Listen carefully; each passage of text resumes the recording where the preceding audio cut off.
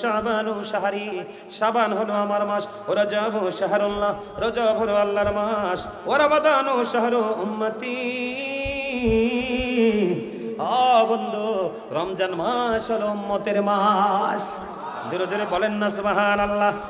এরপরে মজার খবর হলো, একটু খেয়াল করেন, একটু খেয়াল করেন, আমি প্রমাণটা দেই আপনাদেরকে। শাবানুল মুকাফফির করা হয় না? শাবান মাস বন্ধু গুনাহ মোচন করার মাস। শাবান হলো গুনাহ মোচনকারী। জোরে জোরে কোন সুবহানাল্লাহ। ওয়া রমাদানুল মুতাহহির, রমজান মাস হলো পবিত্রকারী। জোরে জোরে সুবহানাল্লাহ। কি কয়?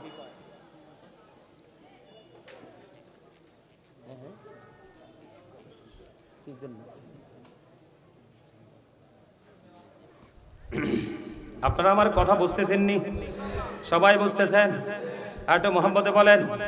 আল্লাহর কাছে সব সময় শাবানের রাত্রিতে আপনি খালি দোয়া করবেন। কি করবেন? আল্লাহর কাছে দোয়া করবেন, আল্লাহুম্মা বারিক লানা ফি রজব ওয়া শাবান ওয়া বাল্লিগনা রমাদান। জোরে জোরে কোন আল্লাহু আকবার। এই আল্লাহ, আপনি আমাদেরকে রজব ও শাবানের বরকত দান করুন। জোরে জোরে কোন সুবহানাল্লাহ। আর জোরে কোন না। এরপরে আল্লাহর কাছে বলবেন, ও বাল্লিগনা রমাদান, আপনি আমাদেরকে রমজান পর্যন্ত পৌঁছে দিন। জোরে জোরে কোন সুবহানাল্লাহ। আর একটু মহব্বতে পড়ুন না সুবহানাল্লাহ। বন্ধুরে আমার, আমি আপনাদেরকে বলি, ঈসা রুহুল্লাহ ডাক দিয়ে বললেন, ঈসা রুহুল্লাহ আল্লাহকে ডাক দিয়ে বললেন, আল্লাহ গো, এই জামানায় আমার চেয়ে বুজুর্গ কেউ আছে কি? খেয়াল করেন, খেয়াল করেন, লাইলাতুল বরাতের মর্যাদা বোঝানোর জন্য বলছি। ইয়া রাব্বাল আলামিন, এই যুগে আমার চেয়ে বুজুর্গ আছে কি? আল্লাহ রাব্বুল আলামিন ঈসা রুহুল্লাহকে ইশারা করে দিলেন, ওই রাস্তায় হাঁটতে থাকো। তিনি হাঁটতে শুরু করলেন ইশারা পেয়ে। হাঁটতে হাঁটতে হাঁটতে হাঁটতে কিছু দূর গেলেন। কিছু দূর যাওয়ার পরে দেখলেন বিশাল একটা সাদা পাথর। আল্লাহ গো, আপনি তো বলেছেন যাওয়ার জন্য, এখন তো সাদা পাথরও দেখতে পেলাম। আমার আল্লাহ ডাক দিয়ে বললেন, ওই সাদা পাথরে তোমার আশা দ্বারা, মানে লাঠি দ্বারা কি করো? আঘাত করো। কি করো? আঘাত করো।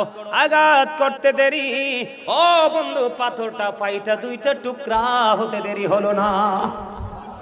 এবার পাথরটা যখন দুইটা টুকরা হলো, টুকরা হওয়ার পরে আবার চাইয়া দেখলেন ওই পাথরের মধ্যে একটা জয়ী বৃদ্ধ লোক দেখা যায়। ওই বৃদ্ধ লোকটাকে প্রশ্ন করলেন, আপনি কে? কতদিন পর্যন্ত এই পাথরের মধ্যে দরজা জানালা নাই, এটার মধ্যে অবস্থান করতেছেন? ওই বৃদ্ধ লোক একটা ডাক দিয়ে বললেন, ওই পাথরের মধ্যে বসবাসের বয়স হলো 400 বছর। সুবহানাল্লাহ বলেন না। কত শত বছর? 400 বছর এখানে বসে জান্নাতি ফল খাই। বুজুর্গি কেমন করে পেলেন? এই বুজুর্গি পেয়েছি মায়ের দোয়ায়। কার দোয়ায়? এবার ঈসা রুহুল্লাহ তো বন্ধু আতঙ্কিত হয়ে গেল, আল্লাহ গো, আমি তো ভুল করে ফেলেছি। আমার আল্লাহ ডাক দিয়ে বলে, ঈসা রে, তুমি ওই বুজুর্গ থেকে আশ্চর্য হয়ে গেলে, ওই বুজুর্গ লোকটাকে দেখে তুমি আশ্চর্য হয়ে গেলে। ও ঈসা, তুমি শুনে রাখো, আমার হাবিবুল্লাহর উম্মতগুলো যদি লাইলাতুল বরাতে রজনীতে প্রাণ উজাড় করে যদি ইবাদত করতে পারে, আমি আল্লাহ তাকে ওই 400 বছর ওই পাথরের মধ্যে বসবাস করা জয়ী বৃদ্ধ লোকের চাইতে ওই লাইলাতুল বরাতে রজনীতে আমার হাবিবুল্লাহর উম্মত যদি ইবাদতে নিয়োজিত থাকে, ওই জয়ী বৃদ্ধ লোকের চাইতে আমি তাকে দামি বলে কবুল করব। এক্সাম্পল হলো, আত্মাটা হলো আল্লাহর জাস্ট অর্ডার। এটা কিন্তু এটার কোনো ক্ষয় নেই, এটার কোনো মরণ নেই, এটার কোনো বিনাশ নেই। এটা শুধু স্থান পরিবর্তন করে, প্লেস চেঞ্জ করে। কিন্তু দেহ একবার এটা মরলে এটা আর জিন্দা হয়? কথা কয় না কেন? আরো জোরে হয়। দেহের ক্ষয় আছে, আত্মার কোনো ক্ষয় বিনাশ। তাহলে এখান থেকে কি বোঝা যায়? আপনার আমার আসল সত্তা আত্মাটা। কোনটা? আত্মাটা, দেহটা নয়। কারণ যখন রুহুটা একদিকে, আপনার দেহটা একদিকে, তখন আপনি আমি মানুষ ছিলাম না। যখন দেহ এবং আত্মা মিলে গেল, তখনই আপনি আমি মানুষ হলাম। কিন্তু আরেকদিন দেখবেন দেহ থেকে পাখিটা চলে যাবে, সেদিনই কিন্তু আপনি আমি মানুষ থাকবো। তাহলে মানুষের আসল সত্তা কি? তার আত্মা। এই জন্য আপনাদেরকে এই আত্মাটা যদি আসল সত্তা হয়, তাহলে আপনাদের এখানে আত্মাটাকেই রাখতে হবে। আর আত্মাটাকে যদি রাখতে পারেন, তাহলেই আপনারা হয়ে যাবেন সফল। জোরে বলেন সুবহানাল্লাহ। আপনারা যারা সামনে, যাদের গ্যাপ আছে, আপনারা দয়া করে একটু সামনের দিকে আসেন। সবাই আসেন, কারো সামনে ফাঁকা থাকা যাবে না। আর এই সুযোগে যারা যাওয়ার চলে যান, মাহফিল চলাকালীন মাঝখান দিয়ে উঠে যায় না। ওমা এত স্লো কেন? সবাই আসেন না সামনে, এই সবার সামনে গ্যাপগুলো পূরণ করেন। জান্নাতের বাগানে বসার আদব হলো মৌচাকে যেইভাবে মৌমাছি বসে ঠিক এইভাবে গেজে গেজে বসা। কারণ আপনি আমি পবিত্র কাজে বসলেই শয়তান আপনাকে আমাকে ডিস্টার্ব করে। কি করে? ডিস্টার্ব করে। আমরা শয়তানকে এখানে বাসস্থান বানানোর সুযোগ দিব? সুযোগ দিব? সুযোগ দিব? দিব? দিব না। সবাইকে বলছি, আপনারা কি সবাই কি রাগ হয়ে রয়েছেন নাকি? আপনাদের মুখগুলো দেখা যায় অনেকের একবারে ভার, মানে একবারে ঘুমরা। এই আমার রাসূলের শিক্ষা, এদিকে তাকান। আপনি সুস্থ থাকতে হলে হাসতে হবে। কি করতে হবে? একটা মানুষের দেহকে সুস্থ রাখার জন্য রাসূল যেই যতগুলো অপশন দিয়েছেন এর মধ্যে একটা অপশন হলো হাসি। তবে হ্যাঁ, অনেক বেশি হাসা যাবে না। অনেক বেশি হাসলে অন্তর মারা যায়। কি করা যায়? আমি তো আপনাদেরকে দেখে খুশি হয়ে গেলাম, কিন্তু আপনারা আমাকে দেখে খুশি হতে পারলেন না। পারছেন? পারছেন? তাহলে ফ্রি ভাবে আলোচনা শুনেন, শুনতে মজা লাগবে। আর একবার হুতুম পেচার মতো গোমরা মুখে থাকবেন, হার্ট অ্যাটাক করে মারা যাবেন, স্পট ডেড হয়ে যাবেন। ওমা এটা আমার কথা না তো, রাসূল বলেছে গোমরামুখী মানুষের জীবনে তো স্বাভাবিক হয় না, হাস্যোজ্জ্বল মানুষের জীবন যতটা স্বাভাবিক হয়। এটা রাসূলের কথা। আমি একদম গুনাহগার, অত বেশি জ্ঞানী হতে পারিনি, কিন্তু একটা মানুষের জীবনে জীবন থেকে মৃত্যু পর্যন্ত যতটুকু জানার দরকার মোটামুটি অর্জন করতে পারছি। আল্লাহ সে তৌফিক দিয়েছে। মনে রাখবেন, এই মনে রাখবেন, আল্লাহ রাব্বুল আলামিন দুনিয়ার ধন যাকে ইচ্ছা তাকে দেয়, কারণ এই ধনকে সবাই ভালোবাসে। কিন্তু দিনের ধন, দিনের শিক্ষা আল্লাহ সবাইকে দেয় না। যাকে ভালোবাসে তাকেই দেয়, কারণ এটার বোঝা সবাই বইতে জানে না এবং বইতে ভালোবাসে না। এই এই তুমি কি ওয়াজ শুনতে আসছো? বসো, এই জায়গা দাও, এখানে বসো। আবারও বলছি, যারা ওঠার উঠে চলে যান, আর যারা বসার আমার সামনে এসে বসেন। একবার মন দিয়ে আলোচনা শুনতে হবে, নাহলে কিচ্ছু বুঝবেন না। কথা কি বুঝতে পারছেন? এখন আমাদের দেশে কবর জিয়ারত করলে বেদাত কয় কি কয় না? আরো জোরে বলেন, কয় কি কয় না? এখন আপনারা কি কবর জিয়ারতের পক্ষে না বিপক্ষে? আরো জোরে বলেন। মা আয়েশা সিদ্দিকা রাদিয়াল্লাহু তাআলা আনহা থেকে হাদিস বর্ণিত, ওই যে শবে বরাত, লাইলাতুল বরাতের ফজিলত নিয়ে বন্ধু আমি একটু আলোচনা করব, কারণ আগামী রাত নিয়ে বন্ধু অনেকেরই চুলকানি শুরু হয়ে গেছে অলরেডি। কথা কয় না কেন? আরো জোরে কোন। চাচা কি ভুল কইছি? আপনি শুধু নেটে ঢুকেন, ঢুকিয়ে দেখেন কত অসভ্য প্রকাশিত হয়েছে এর বেদাত নাজায়েজ ফতোয়া দেওয়ার জন্য। আরো জোরে কোন, আরো জোরে কোন। আচ্ছা, একটা আমল করতেছে সে, তুমি এটা কি আটকিয়ে দেওয়ার কে? এমনি তো মানুষ আমল করে না, তুমি আরো উৎসাহিত করো। সেই আমল করতে করতে করতে করতে যখন সে একবার আমলের মধ্যে মজে যাবে, তোমার কাছে একটা ডাউট খটকা লাগতেছে যে সে একটা ভুল করতেছে, তখন তুমি তার পিঠে যেয়ে পোছা দিয়ে তাকে সংশোধন করে দাও। কারণ সে আমলে ঢুকতেই পারল না, দরজায় ঢোকার আগেই তুমি তাকে ব্লক করে দিলা। এইটার জন্য দায়ী হলো কাঠমোল্লারা। কারা? এও বালা কাঠ দিয়ে বানায় না, এটা মাদার গাছ দিয়ে বানাইছে। মাদার গাছ চেনেননি? আমার আব্বা বাড়িতে, গ্রামের বাড়ি থাকতে সেই ছোট্ট কালে যখন 6-7 পড়ি, আমাদের বাড়ির চারপাশ দিয়ে আমার বাবা বাঁশ দিয়ে বেড়া দিতেন। তরজার বেড়া চিনেননি? তরজার বেড়া দিয়ে বাবা একটু যদি ময়লা হতো, মানে আমার আম্মা একজন অত্যন্ত ফরেজগার, তো বাবা এদিকে সবসময় সচেতন থাকতো, তরজার বেড়া দিত। তো তরজার বেড়া যে দিত, বাঁশে খেয়ে ফেলতো, উলু খেয়ে ফেলতো বাঁশ। তো বাবা দেখছি একটা সময় 2টা গাছ দিয়ে দিত, একটা হলো কামাইল্লা গাছ না কাইমেলা গাছ কয় জানি না, এটা আরেকটা হলো কাঁটাযুক্ত মাদার গাছ। আব্বা এগুলা দেন কেন? আরে বেটা এটি কোনো কাজেই লাগে না। তো এরকম অকাজের কাঠ দিয়ে বানাইছে কাঠমোল্লা দিয়ে। কথা কয় না কেন? আরো জোরে। যারা নাই বলে তাদের সঙ্গে থাকবেন না, যারা আছে বলে তাদের সঙ্গে থাকবেন। আমার কথা কয় না, যেটা আছে বলে কথা কন। আপনি আমল করেন বা না বলেন, কিন্তু আপনি থাকতে হবে তো, আপনার আকীদাকে শক্ত রাখতে হবে। কারণ আপনি মুসলমান হিসাবে আপনার প্রথম হলো আপনার আকীদা। কথা কয় না কেন? বুঝতে পারছেন? আপনি আমলটা করেন বা না করেন, কিন্তু এটা জায়েজ, এটা আমি বিশ্বাস করি। এই আকীদা আপনার থাকতে হবে, তাইলে আপনি বাঁচতে পারবেন। আর আমি আমল দিয়ে কয়জন মানুষ জান্নাতে যাবে তো উসিলা দিয়ে। কি দিয়ে? আরো জোরে। বন্ধুরে আমার নবীজি প্রথম কবর জিয়ারত করতে নিষেধ করেছিলেন, পরে আমার নবীজি কবর জিয়ারত করতে অনুমতি দিলেন। কেন গো কেন? তার কারণ হলো কবর জিয়ারত করলে কবরের পার গেলে মানুষের মৃত্যুর কথা মনে হয়, ওপারে চিরদিনের জন্য চলে যেতে হবে। এই পৃথিবীর মায়া কাটিয়ে তার মধ্যে এটা মনে আসে।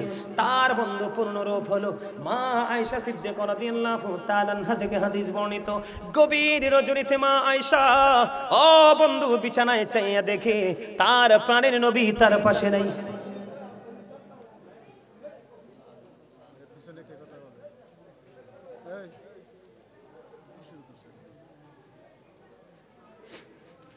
মা আয়েশা নবীকে খুঁজে খুঁজতে আপনারা মদিনায় গেছেননি? মদিনা যাওয়ার লোক এখানে আসেননি? কে কে গেছেন একটু হাত তুলে দেখান। নবীজির রওজার পাশে জান্নাতুল বাকি দেখছেন? কথা বলে না কেন?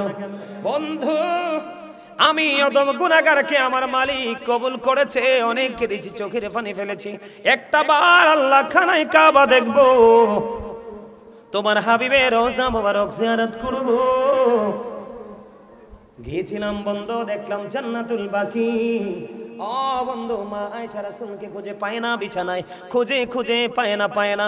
পরে দেখলেন আমার নবীজি জান্নাতুল বাকিতে জিয়ারত করতেছে। আমার নবী যদি ওই লাইলাতুল বরাতে রজনীতে বন্ধু জান্নাতুল বাকিতে গিয়ে জিয়ারত করতে পারে, তাহলে আপনার আমার মতো নিকৃষ্ট জঘন্য পাপী মানুষগুলো আরো বেশি করা দরকার কিনা? আপনার আমার বেশি যাওয়া দরকার। কারণ এখনকার মানুষের মনগুলো পাথরের মতো হয়ে গেছে। কিসের মতো হয়ে গেছে? পাথরের মতো হয়ে গেছে রে। এই জন্য বলছি বন্ধু, শুধু কোরআন তেলাওয়াত নয়, শুধু জিকির নয়, শুধু মিলাদ নয়, শুধু নফল নামাজ নয়, ও বন্ধু দিনের বেলা শুধু রোজা নয়, তোমরা রাতের বেলা কি করো? ও বন্ধু জিয়ারত করো, আল্লাহর ধ্যানে মগ্ন হয়ে থাকো। কারণ হাদিস শরীফের মধ্যে এসেছে ওই রাতে গভীর রজনীতে আল্লাহ ওই আল্লাহর প্রিয় গোলামদের দেখে রহমতের নজরে তাকায়। আর জোরে কন্যা সুবহানাল্লাহ। খবরটা মজার কিনা? আপনাদের কাছে মজা লাগেনি? সবার কাছে মজা লাগে। ও বন্ধু এই জন্য দরুদ পড়বেন, খেয়াল করেন, এই জন্য আপনি দরুদ পড়বেন। আপনি দরুদ যদি পড়তে পারেন বন্ধু, যদি নরমাল দিন নয়, পরাতের রাত্রি তো হলো অন্যরকম, প্রতিদিন কেউ যদি রাসূলকে ভালোবেসে 1000 বার যদি দরুদ পড়তে পারো, আমার নবী যে বলেছে ওই দরুদ ওয়ালা জান্নাত না দেখা পর্যন্ত মরণ হবে না। হাদিস খানে এসেছে দাইলামি শরীফের মধ্যে, হাদিসের রাবি হলেন হযরত আনাস রাদিয়াল্লাহু তাআলা আনহু। আমার নবী আপনার নবী বলেছে, রে পাগল উম্মত, ও পাগল উম্মতের দল, বেশি না প্রতিদিন যদি তোমরা 1000 বার রাসূলকে ভালোবেসে দরুদ পড়তে পারো, জান্নাত না দেখা পর্যন্ত তোমার মরণ হবে না। জোরে জোরে সুবহানাল্লাহ। তাহলে লাইলাতুল বরাতে পড়া তো স্পেশাল নিয়ামত।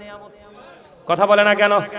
কারণ বন্ধু হাদিস শরীফের মধ্যে আছে একটা গোত্র আছে বনি কলব। কি হাদিস শরীফের মধ্যে এসেছে, যুবক বন্ধুরা তোমরা বেশি করে শোনো, কারণ আমার যত টেনশন, যত ভয়, যত আতঙ্ক আমি যুবক যুবতীদেরকে নিয়ে করছি রে। কারণ যুবক আমার আজকের ডেট তোমরা মনে রেখো, যতদিন বেঁচে থাকবে আমার এই ডেটটা তোমরা কোড করে নোট করে রেখে দাও। আমি আজকে বলে যাই রে, এই পবিত্র রজনী আমাদের সামনে, ওই পবিত্র রজনী আমাদের সামনে, আমি আজকে বলে যাই রে যুবক, এই যে আমার দাড়ি পাকা মুরব্বী বাবারা আছে, এই যে আমার দাদা ভাই যারা আছে মুরব্বী, আমার দিকে বন্ধু আঁখি দুটোকে পলকহীন দৃষ্টি দিয়ে তাকিয়ে আলোচনা শুনছে, এই যে কবর্ণনীয় প্রেম, ওই যে আমার দাদা, ওনার চোখগুলো দেখে মনে হয় যে যেন অজানা প্রেমের সাগরে তিনি সাঁতার কাটছে, তার মধ্যে বন্ধু এত মধুময় মনে হচ্ছে এই কথাগুলো।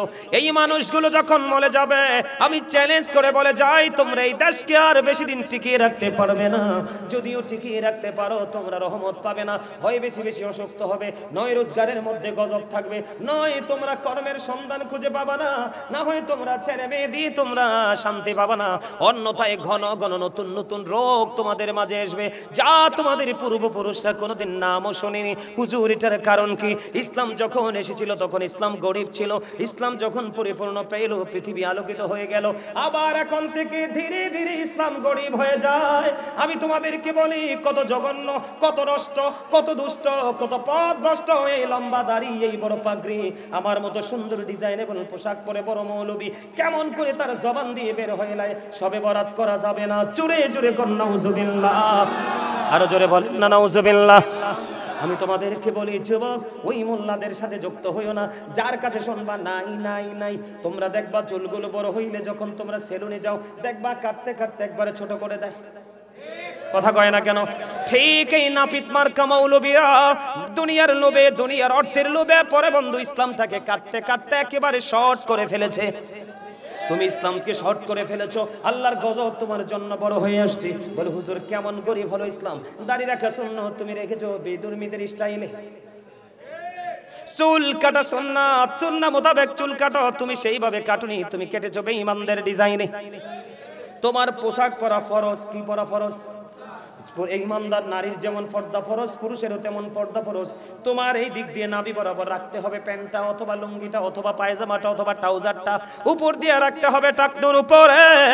তুমি পোশাকটা উপর দিয়ে পরলা, নাভির নিচে 4 আঙ্গুল ফাঁকা। তুমি নিচে দিয়ে পরলা এত নিচে, টাকনুর একেবারে নিচে, জুতার মোড়া ইনটেক, কিন্তু প্যানের নিচটাক হয়। এইটা বৈধ নয়, এটা বৈধ নয়। ও বন্ধু, এইখানে তুমি বেঈমানের রং লাগিয়েছো। যাদেরকে ফলো করে তুমি তোমার জীবন পথ পরিচালনা করছো তারা হলো জাহান্নামী। আল্লাহ বলেছেন উইদ্দাত লিল কাফিরিন। শুধু এটা নয়, আমার আল্লাহ বলেছেন ইন্নাল কাফিরিনা কানু লাকুম আদুওয়াম মুবিনা। আমার আল্লাহ বলেছেন দ্য হেরিটেক্স আর the eternal enemy of the believers. ইমানদারদের প্রকাশ্য শত্রু হলো বেঈমানেরা।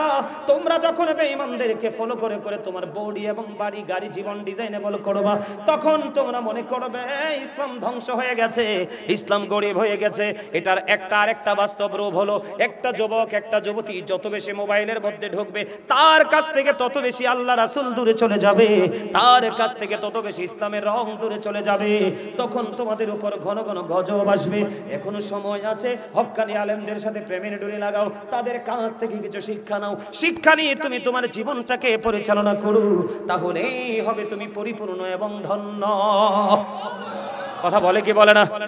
আরো জোরে।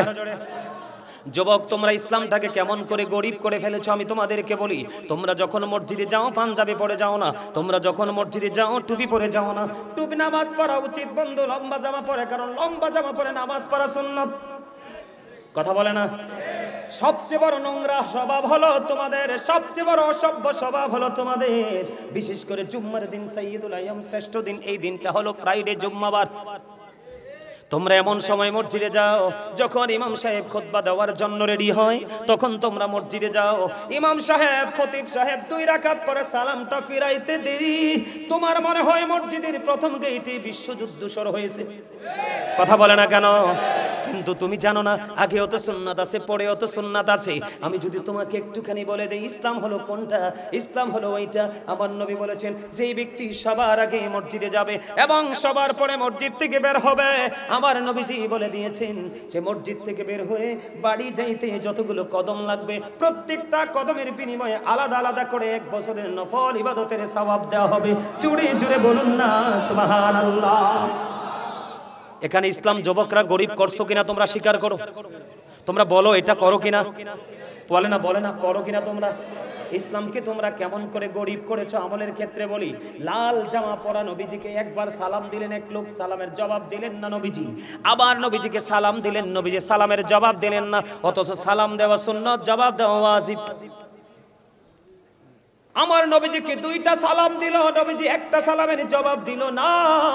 নবী গো কেন সালামের জবাব দিলেন না? ইয়া রাসূলুল্লাহ, ইয়া হাবিবাল্লাহ। আমার নবীজি বলছেন সালামের জবাব না দেওয়ার কারণ হাদিস শরীফ তালাশ করে দেখলাম, তারপর লাল জামা। হুজুর, ইয়া রাসূলুল্লাহ, ইয়া হাবিবাল্লাহ, নবী গো লাল জামায় সমস্যা কি? আমার নবীজি বললেন একজন ইমানদার পুরুষের জন্য লাল টকটকে লাল জামা পরা মাকরুহ তাহরিমি, এটা হারামের অন্তর্ভুক্ত। তোমরা তো টকটকে লাল পরে মসজিদে যাও, ইসলাম গরিব কিনা? কথা কয় না কেন? এমনি করে করে তুমি সকাল থেকে বিকেল পর্যন্ত তোমার মাথা থেকে পা পর্যন্ত প্রত্যেকটা জিনিসের দিকে একটা আলেমের সাথে বসে তুমি মিলিয়ে দেখো, তোমার কাছে ইসলামের কিছুই নেই। এই জন্য আমি তোমাদেরকে বলি এই মুরব্বী মানুষগুলো চলে গেলে তোমাদের বিপদ আরো বেড়ে যাবে।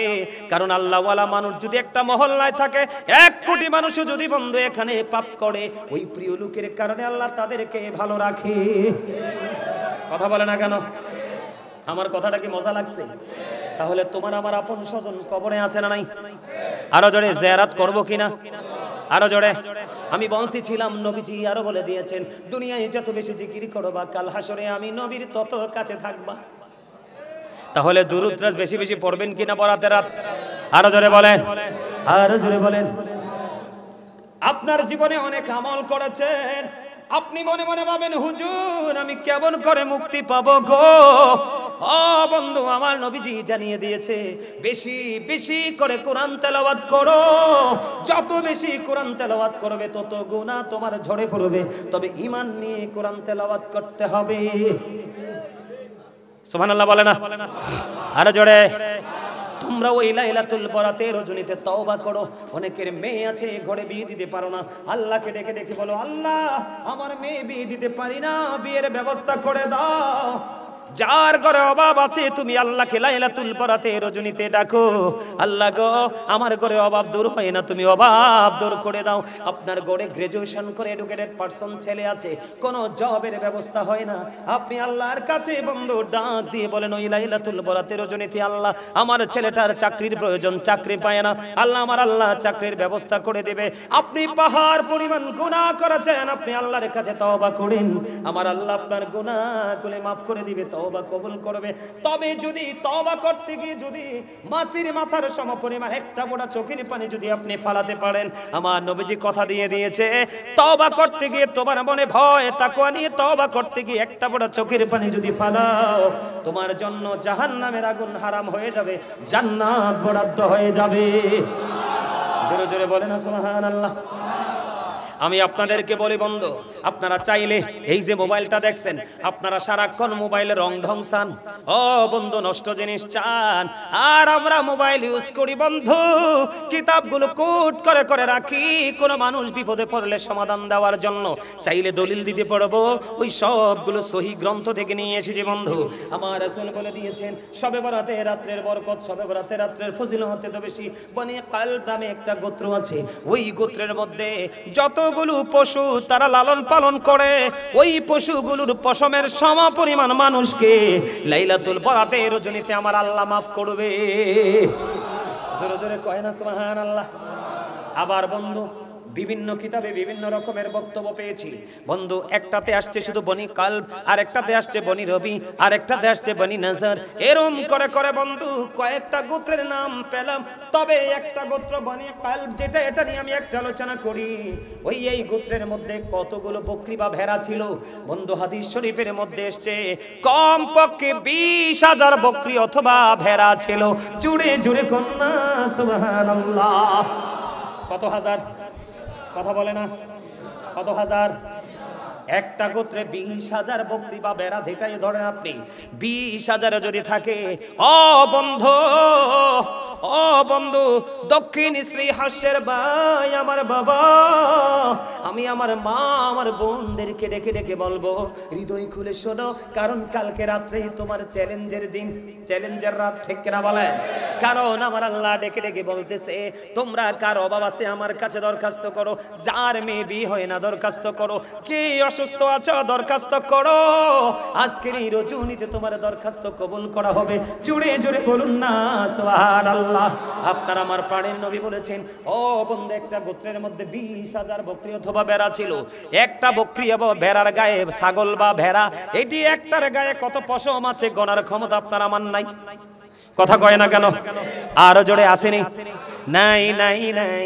আমার রাসূল বলে দিয়েছেন ওই একটা গোত্রে যতগুলো ভেড়া বা বকরি আছে, ওই বকরি ভেড়ার গায়ে যতগুলো পশম আছে ততগুলো পশমের সমপরিমাণ মানুষকে ওই লাইলাতুল বরাতের রাত্রিতে আমার আল্লাহ ক্ষমা করে দিবে। আর জোরে কন্যা সুবহানাল্লাহ। আর একটু মহব্বতে। তাহলে এই সুযোগ কি হাতছাড়া করা যাবে? আর জোরে বলে। আমার নবীজি মা আয়েশাকে একটা ডাক দিলেন, আয়েশা, আয়েশা রে আজকে রজনীটা কি হয় তুমি কি জানো? ইয়া রাসূলুল্লাহ ইয়া হাবিবাল্লাহ আপনি তো ভালো জানেন। আমার নবীজি বললেন আয়েশা এই রজনীতে আদম সন্তান কতগুলো জন্ম হবে এক বছরে সেটার লিস্ট হবে। কতগুলো আদম সন্তান ইন্তেকাল করবে সেটারও লিস্ট হবে। এই রজনীতে ও বন্ধু বান্দার আমলগুলো উঠানো হবে, জোরে জোরে কন্যা সুবহানাল্লাহ। এবং আপনার আমার জন্য নিয়ামত বন্ধু বরাদ্দ করা হবে, জোরে জোরে বলুন সুবহানাল্লাহ। তাহলে এই বরাতকে ভালোবাসার দরকার আছে না নাই? এই রাতে আমল করার দরকার আছে না নাই? আমি আপনাদেরকে টেকনিক জানিয়ে দেই বন্ধু, একটুখানি খেয়াল করেন। আল্লাহ রাব্বুল আলামিন পবিত্র কালামে হাকিমে সূরা আল ইমরানের 185 নম্বর আয়াতে বলে দিয়েছেন, ওয়ামাল হায়াতুদ দুনিয়া ইল্লা মাতাউল গুরুর। এই দুনিয়ার জীবন, এই দুনিয়ার হায়াত, এটা একটা ধোঁকা, একটা প্রতারণা। আপনাদেরকে বলছি, দুনিয়ায় সন্তানের জন্য কত কিছু করছেন। আমার আল্লাহ কোরআন শরীফের 19 পারা সূরা শুআরার 88 নম্বর আয়াতে বলে দিয়েছেন, ইয়াউমা লা ইয়ানফাউ মালু ওয়ালা বানুন। আপনার ধন সম্পদ সন্তান সন্ততি একটাও কোনো কাজে লাগবে না ওই হাসুরের দিন। এই জন্য আমি বলবো, সারা বছর, সারা মাস, সারা সপ্তাহ আপনি কাজ করেন। আমি আজকে আপনাদেরকে বলে যাব, গোটা পৃথিবীর মানুষ এই লাইভের মাধ্যমে, বন্ধু আমেরিকা থেকে, লন্ডন থেকে, গোটা পৃথিবী থেকে মানুষ লাইভে যুক্ত আছে। আমি গোটা পৃথিবীর মানুষগুলোকে হৃদয় উজাড় করে বলবো, আপনারা আগামী দিনের বেলা ভালো করে ঘুমাবেন এবং রোজা রাখবেন। কি করবেন? কারণ নবীজি এত বেশি রোজা রাখতেন, হাদিস শরীফের মধ্যে আসছে। ও বন্ধু, হাদিসের রাবী বললেন এত বেশি রোজা রাখতেন, আমার মনে হলো আমার নবীজি আর রোজা ভাঙবেই না। তাহলে রোজা রাখার দরকার আছে না নাই? দিনের বেলা রোজা রাখবেন, কোনো কাজ করবেন না, ইচ্ছে মতো দিনের বেলা ঘুমাবেন। ও বন্ধু, এশারের নামাজের পর থেকে বন্ধু ও মাত্র 12 রাকাত পড়বেন। কয় রাকাত? কত রাকাত? আর আপনি যদি বলেন না হুজুর আমি 12 রাকাত পড়বো না, আমার একজন প্রিয় ব্যক্তি আছে বন্ধু, আমাকে সন্তান বলে সম্বোধন করেন, এই নোয়াখালীর দিকে, উনি গত বছর আমাকে বলতেছে, বাবা কত রাকাত নামাজ পড়বো? আমি কই বেশি না পড়লে 12 রাকাত পড়েন। উনি বললেন, না বাবা আমি 12 রাকাত পড়বো না, আমি ওই রজনীতে 100 রাকাত নফল নামাজ পড়বো। এবং তিনি 100 রাকাতই পড়েছেন। সুবহানাল্লাহ। আর জোরে কয় না সুবহানাল্লাহ। ওয়াজটা কি মজা লাগে? কার কার কাছে? সবার কাছে। সোজা করে হাত, একবারে সবাই সোজা করে হাত তোলেন। মারহাবা মারহাবা, হাত নামান এত মহব্বতে। তাহলে কি করতে হবে? আমল করতে হবে কিনা? রোজা রাখতে হবে কিনা? নফল ইবাদত করতে হবে কিনা? এই জন্য আপনি আপনাদেরকে বলি, দিনের বেলা ঘুমাবেন, রাতের বেলা প্রয়োজনে যদি ক্লান্ত লাগে সন্ধ্যা রাতিতে একটু আবার একটু গুড় দিয়ে একটু কাচ্চিত হয়ে একটু শরীরটাকে স্ট্রং করে বন্ধু আমলের দিকে নিয়োজিত হয়ে যাবেন। আপনি যদি বন্ধু ওই গভীর রজনীতে রাত্রি দ্বীপ প্রহরের পরে যদি আপনি আপনার গোলামিতে নিয়োজিত থাকতে পারেন, ওই হাদিস শরীফের ভাষা অনুযায়ী আপনার দিকে ওই রহমতের দরজা, আল্লাহর রহমতের দৃষ্টি আপনার দিকে আসবে। জোরে জোরে কয় না সুবহানাল্লাহ। আর একটু মহাব্বতে বন্ধুরে আমার, আমি আপনাদেরকে বলি একটুখানি মহাব্বত করে শুনবেন। এটা যে এত বড় একটা নিয়ামতের রাত, নিয়ামতের দিন, আমি আপনাদেরকে বলে বোঝাতে পারবো না। এই রাত্রিতে কি হয় আমি আপনাদেরকে একটুখানি বোঝাবো। শাবানু শাহরি, শাবান হলো আমার মাস, ও রজব শাহরুল্লাহ, রজব হলো আল্লাহর মাস, ও রমাদানু শাহরু উম্মতি। বন্ধু রমজান মাস হলো উম্মতের মাস। জোরে জোরে বলেন না সুবহানাল্লাহ। এরপরে মজার খবর হলো, একটু খেয়াল করেন, একটু খেয়াল করেন, আমি প্রমাণটা দেই আপনাদেরকে। শাবানুল মুকাফফির করা হয় না? শাবান মাস বন্ধু গুনাহ মোচন করার মাস। শাবান হলো গুনাহ মোচনকারী। জোরে জোরে কোন সুবহানাল্লাহ। ওয়া রমাদানুল মুতাহহির, রমজান মাস হলো পবিত্রকারী। জোরে জোরে সুবহানাল্লাহ। কি কয়?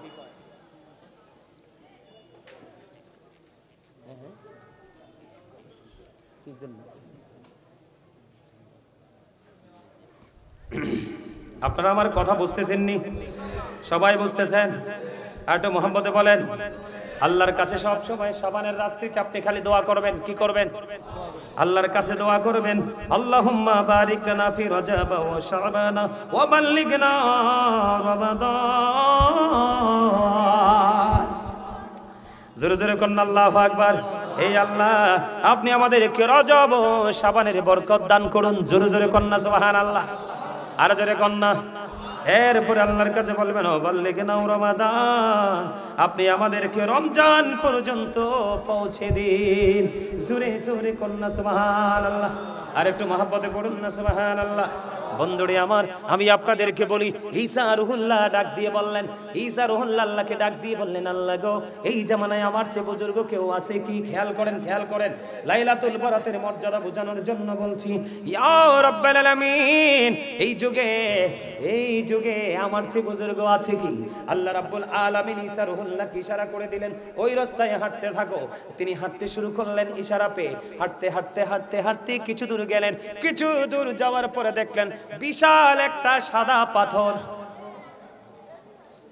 আল্লাহ গো, আপনি তো বলেছেন যাওয়ার জন্য, এখন তো সাদা পাথরও দেখতে পেলাম। আমার আল্লাহ ডাক দিয়ে বললেন, ওই সাদা পাথরে তোমার আশা দ্বারা মানে লাঠি দ্বারা কি করো? আঘাত করো। কি করো? আঘাত করো। আঘাত করতে দেরি, ও বন্ধু, পাথরটা ফাইটা দুইটা টুকরা হতে দেরি হলো না। এবার পাথরটা যখন দুইটা টুকরা হলো, টুকরা হওয়ার পরে আবার চাইয়া দেখলেন ওই পাথরের মধ্যে একটা জয়ী বৃদ্ধ লোক দেখা যায়। ওই বৃদ্ধ লোকটাকে প্রশ্ন করলেন, আপনি কে? কতদিন পর্যন্ত এই পাথরের মধ্যে দরজা জানালা নাই, এটার মধ্যে অবস্থান করতেছেন? ওই বৃদ্ধ লোক একটা ডাক দিয়ে বললেন, ওই পাথরের মধ্যে বসবাসের বয়স হলো 400 বছর। সুবহানাল্লাহ বলেন না? কত শত বছর? 400 বছর এখানে বসে জান্নাতি ফল খাই। বুজুর্গি কেমন করে পেলেন? এই বুজুর্গি পেয়েছি মায়ের দোয়ায়। কার দোয়ায়? এবার ঈসা রুহুল্লাহ তো বন্ধু আতঙ্কিত হয়ে গেল, আল্লাহ গো, আমি তো ভুল করে ফেলেছি। আমার আল্লাহ ডাক দিয়ে বলে, ঈসা রে, তুমি ওই বুজুর্গ থেকে আশ্চর্য হয়ে গেলে, ওই বুজুর্গ লোকটাকে দেখে তুমি আশ্চর্য হয়ে গেলে। ও ঈসা, তুমি শুনে রাখো, আমার হাবিবুল্লাহর উম্মতগুলো যদি লাইলাতুল বরাতের রজনীতে প্রাণ উজাড় করে যদি ইবাদত করতে পারে, আমি আল্লাহ তাকে ওই 400 বছর ওই পাথরের মধ্যে বসবাস করা জয়ী বৃদ্ধ লোকের চাইতে ওই লাইলাতুল বরাতের রজনীতে আমার হাবিবুল্লাহর উম্মত যদি ইবাদতে নিয়োজিত থাকে, ওই জয়ী বৃদ্ধ লোকের চাইতে আমি তাকে দামি বলে কবুল করব। তাহলে বলারটাকে কেমন করে পালন করতে হবে? সুবহানাল্লাহ বলে না? আপনারা পালন করবেন নি? বেশি বেশি জিকির করবেন। কি করবেন? আরো জোরে বলে না? জিকির বেশি বেশি করবেন। ও বন্ধু, আমার দিকে তাকান, জিকিরের লাভটা কি বুঝেননি? আপনারা খেয়াল করছেন কিনা? আমি এই টিস্যুটা নিয়েছিলাম, দেখছিলেন নি? এখান থেকে যে টিস্যুটা নিয়েছিলাম, একটু ময়লা পোছার জন্য এই ফেলে দিলাম। আমার ময়লা পরিষ্কার হয়ে গেছে। এখানে ময়লা পরিষ্কার করার উপকরণ হলো কি? টিস্যুটা। ঠিক তেমনি ভাবে আল্লাহওয়ালা বুজুর্গ মানুষ, তোমরা যদি তোমাদের গুনাহ থেকে মুক্তি পেতে চাও, তোমাদের জিকির করতে মন চায় না, কারণ এখানে জং ধরছে, ময়লা যুক্ত হয়েছে। আমার নবীজি বলেছেন, বেশি বেশি করে জিকির করো, জিকির তোমার মনের ময়লা দূর করে দিবে। আমার রাসূল আরো বলেছেন, বেশি বেশি করে জিকির করো, এত বেশি জিকির করো মানুষ দেখলে যেন তোমাদেরকে পাগল বলে। আমার আল্লাহ বলেছেন, ইয়া আইয়ুহাল্লাযীনা আমানু যিকুরুল্লাহা যিকরান কাসীরা ওয়াসাব্বিহুহু বুকরাতাও ওয়াসীলা। আমার আল্লাহ বলে দিয়েছেন, এই ইমানদারেরা তোমরা বেশি বেশি করে জিকির করো, সকাল টু সন্ধ্যা আল্লাহর পবিত্রতা ঘোষণা করো। ও আল্লাহ, কেমন করে করব? আল্লাহ বলেছেন, ফাযকুরুল্লাহা কিয়ামান, দাঁড়িয়ে দাঁড়িয়ে জিকির করো, ও কুউদান, বসে বসে জিকির করো, ওয়া আলা যুনুবিকুম, শুয়ে শুয়ে জিকির করো। তারপরও জিকির বন্ধ করা যাবে না। আমার আল্লাহ বলেছেন, তোমরা যখন জিকির করবে আমি তোমাদের জিকির করব। তার দলিল হলো আল্লাহ বলেছেন, ফাযকুরুনি আযকুরুকুম, remember me then I will remember you. তোমরা আমাকে স্মরণ করো, আমি তোমাদেরকে স্মরণ করব। আওয়াজ তুলে বলেন সুবহানাল্লাহ। সবচেয়ে বড় মজার খবর আপনারা শুনে নেন, সবচেয়ে বড় মজার খবর, আমার রাসূল বলেছেন, আল্লাহ বান্দাকে, বান্দা আল্লাহ সম্পর্কে যেমন মন্তব্য করে, ওই বান্দার নিকট আল্লাহ ঠিক তেমন। ওয়াজ বুঝেন নাই আপনারা? কি যে মধুর শব্দ ইউজ করছি, খেয়াল করছে? আপনি আপনার আল্লাহকে যেমন মনে করবেন, ঠিক আল্লাহ আপনার কাছে তেমন। বলে হুজুর এক্সাম্পল দেন একটা। এক্সাম্পল হলো, আপনি যদি লাইলাতুল বরাতের রজনীতে অথবা আজকের মাহফিলে আসার আগে যদি মনে মনে চিন্তা করেন, আমার মন বলছে, আমি বিশ্বাস করতেছি, আমি যখন মাহফিলে যাব প্রাণটা উজাড় করে আমি জিকির করব, দুরূদ পড়ব, আল্লাহ রাসূলের ভালোবাসা আমি করিয়ে নিব। আমি বিশ্বাস করি বাড়ি আসার সময় আমি নিষ্পাপ হয়ে আসতে পারবো। আমার আল্লাহ বলে, বান্দা তুমি যেমন ধারণা করেছো, ঠিক আমি তোমার কাছে তোমার ধারণা মতোই। ওমা এটা হাদিস, তো হাদিসের রাবি হলেন আবু হুরায়রা, হাদিসটা আসছে বুখারী শরীফের মধ্যে। মজা বুঝেন নাই তো, কারণ এই মজাই তো নাই, আছেন দুনিয়ার মজায়, কিন্তু এটা তো ধোঁকা। বলছে কে? আল্লাহ। বলছে কে? শুধু এখানে এখান্ত নয়, আপনাদেরকে বলে দেই বরাত এবং আজকে যেখানে যাবেন আপনারা কাজটা এভাবে করবেন। আমার রাসূল বলেছে, উম্মত তোমরা যখন জিকির করার জন্য আল্লাহর দিকে এগিয়ে যাও, ও বন্ধু তাকিয়ে দেখেন 1 বিঘা পরিমাণ কেউ যদি এগিয়ে যায়, আমার রাসূল বলে দিয়েছেন আল্লাহ এই বান্দার দিকে 1 গজ পরিমাণ এগিয়ে আসে।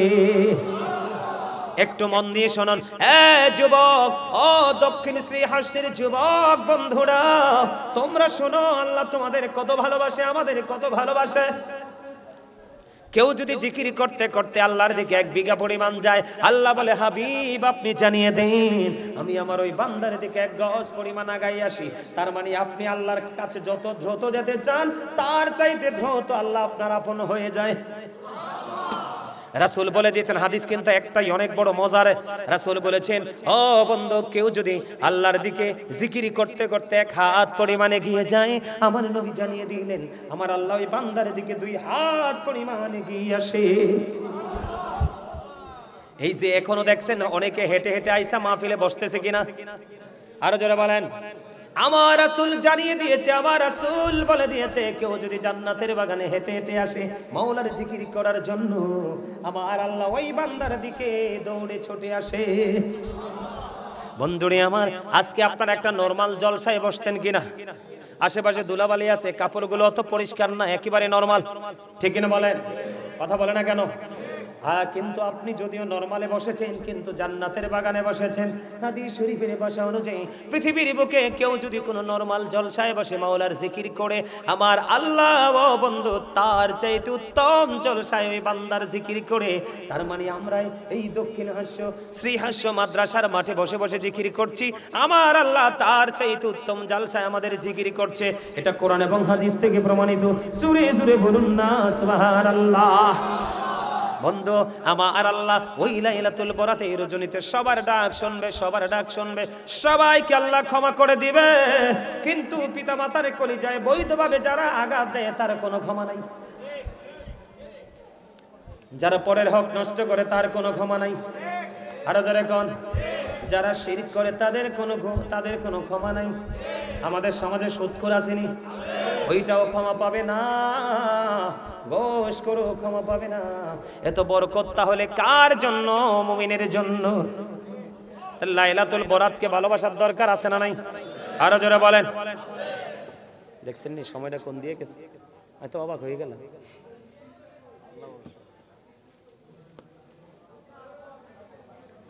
এরারে জিজ্ঞাসা হচ্ছে, এরার কি সমস্যা? এখানে কিসের পিছনে এরারে জিজ্ঞেস করতে, এনে কি সমস্যা? জিজ্ঞাসা না, দাও না কি সমস্যা। এরা জিজ্ঞেস করে এরা কারা বা এরা কেন আসছে, এরা এত জোরে কথা বলে কেন?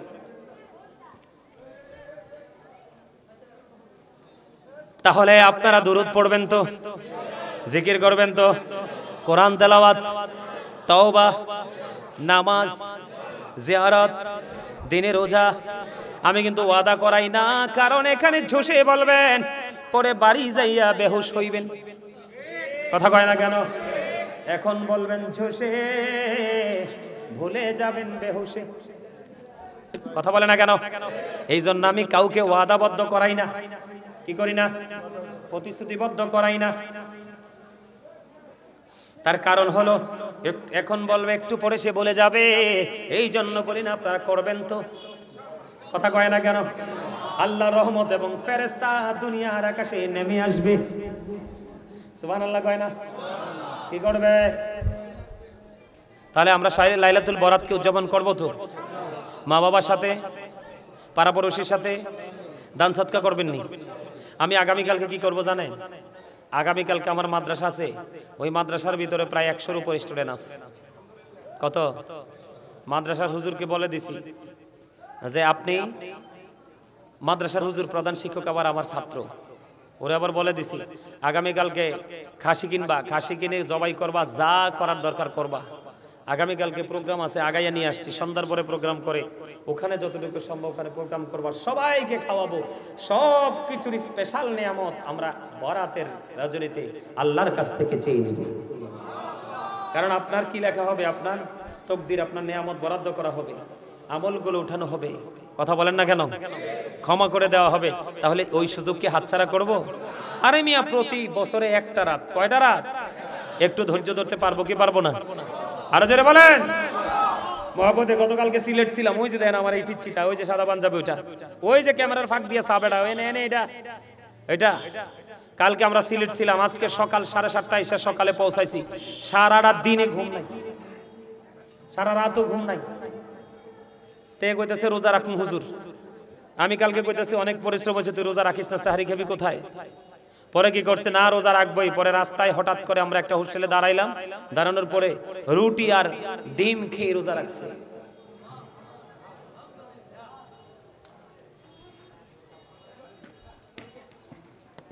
কথাটা বুঝতে পারছেন? আপনার মনটাকে আপনি কি করেন, পরিবর্তন করেন, অটো সব পরিবর্তন হয়ে যাবে। মনটাকে আপনি যা করবেন তাই সম্ভব। আমি তার বারবার বলছি আজকে রোজা রাখার তোমার দরকার নাই, কটা আমি রাখবো। পরে রাস্তার মধ্যে রুটি খাইয়ে রোজা রাখছে। তাহলে আপনার অন্তরে যদি প্রেম থাকে, কোনো অজুহাতই আপনাকে বাধা হয়ে দাঁড়াতে পারে। যেমন আজকের এক্সাম্পল, আপনাদের এদিকে আমি আরেকটা মাহফিলে আসছিলাম, কোথায় জানেন? ওই যে ওসমান ভাই বসে রয়েছে, ওই যে কালাডা, খারান তো একটু। ওসমান ভাই আইসে, আরেকটা আইসে, কেটে জানি খারান আপনি, এই যে এইডি। আপনারা এখান থেকে ওখানে গেছেন কিনা জানি না, কোথায় না দোলখানি, দোলখা, কয়েকদিন আগে আমি আসছিলাম। আল্লাহ রে আল্লাহ, মানুষের উপস্থিতি, মানুষের মনোযোগ দেখে আমি জানতাম না যে নাঙ্গলকোটের মানুষ এত আল্লাহ আল্লাহ রাসূলের প্রেমিক হতে পারে। মারহাবা কর। ওই দিনের প্রেমে দেখেন আজকে আইসা পড়ছে আমারে, আজকে কয়েকদিন ধরে জ্বালাইতেছে, হুজুর আপনি তো 13 তারিখে আমাদের এলাকায় আসতেছেন, আমি কিন্তু জানি না। পরে মেসেজ পর্যন্ত লেখছে ওসমান ভাই। এটা কি জানেন? প্রেম। সে হয়তো বলতে পারতো আরেক মহল্লায় হুজুর আসে, আমি যাবো কেন? কিন্তু তার প্রেমের কারণে আজকে কি হয়ে গেল, ওই রাস্তাটা, দূরত্বটা কিন্তু বাধা হয়ে দাঁড়াতে পারে। আপনিও প্রেম করে দেখেন, আল্লাহর গোলামীর ক্ষেত্রে, রাসূলের সাথে প্রেমের ডুরি লাগানোর ক্ষেত্রে কোনো কিছুই আপনার বাধা হয়ে দাঁড়াতে পারবে। এই কমিটির লোক কই? চাচা কমিটির লোক কই? এদেরকে বলেন ওই পাশ দিয়ে বিছানা বিছাই দিতে। ওই ছেলেগুলো আইসা দাঁড়ায়, ওরা বসতে পারে না, ওই দিক দিয়ে বিছানা বিছাই দিতে বলেন, ওই পিছনের দিক দিয়ে ওরা বসতে বলেন। আমি এই জন্য আপনাদেরকে বলছিলাম, আপনাদের গ্যাফে যে জায়গাগুলো আছে, ভাই এই যে তোমাদের গ্যাফে জায়গা আছে, তোমরা একটু সামনে আসো না, ওদেরকে একটু বসতে জায়গা দাও। রাসূলের সুন্নাত হলো, রাসূলের সুন্নাত হলো আপনি খাইলে আরেকজনকে খাওয়াবেন যদি তৌফিক থাকে। তরকারি রান্না করার সময় ঝোল একটু বাড়াইয়া দিবেন, পাশের গরিবকে যেন একটু ঝোল হইলো বাটি করে দিতে পারেন। আসো না, আসো না, সামনে আসো না, সামনে চলে আসো না ভাই, আসো সবাই চলে আসো, চলে আসো। এই যে তারা বারবার আসে, তারা দাঁড়াই থেকে দেখে কিন্তু চলে যায়, ওরা বসার ইয়া নাই। সবাইকে বলছে আমরা সামনে আসেন। আল্লাহুম্মা সাল্লি আলা সাইয়্যিদিনা মুহাম্মদ